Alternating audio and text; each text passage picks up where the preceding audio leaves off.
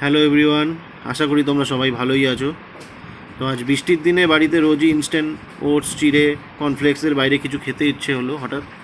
তো আমি চটজলদি এই সল্টি অ্যান্ড স্পাইসি পাস্তা বানিয়ে নিলাম। তো দেখুন কীভাবে বানাচ্ছি।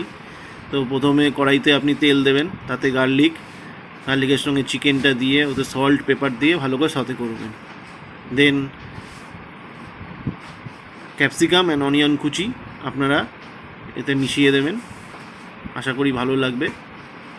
আপনারা চাইলে পাস্তা সসই করতে পারেন, তো আমি সেটা সসই করিনি, সতে করেছি। এইভাবেও ট্রাই করে আপনারা দেখতে পারেন, খুব ভালো লাগবে।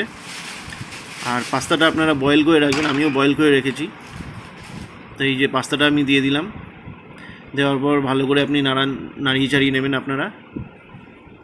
তো বন্ধুরা, আশা করি খুবই ভালোই লাগবে।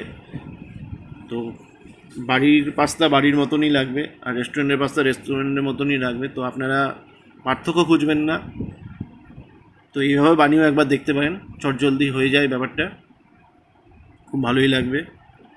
আমি এতে আবার একটু চিলি ফ্লেক্স, অরিগ্যানো অ্যাড করে নিয়েছি। বাজারে এগুলো মার্কেটে আপনারা অ্যাভেলেবেল পাবেন। এগুলোর সাথে পাস্তার সাথে খুব ভালোই লাগে এগুলো মেশালে। তো আপনারাও এইভাবে বানিয়ে দেখুন, খুবই ভালো লাগবে।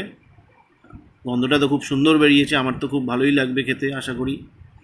আপনারাও বানিয়ে নিন, বানিয়ে নিয়ে আপনারা জানান কেমন লাগছে, কমেন্ট করে জানান। আর ভালো লাগলে লাইক আর শেয়ার করবেন।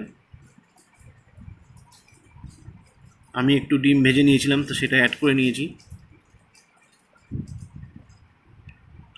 তো দেখুন পাস্তাটা খুব সুন্দর লাগছে, রেডিও হয়ে গেছে, গন্ধটাও খুব সুন্দর বেরিয়েছে। আশা করি খেতে তো খুব ভালোই হবে।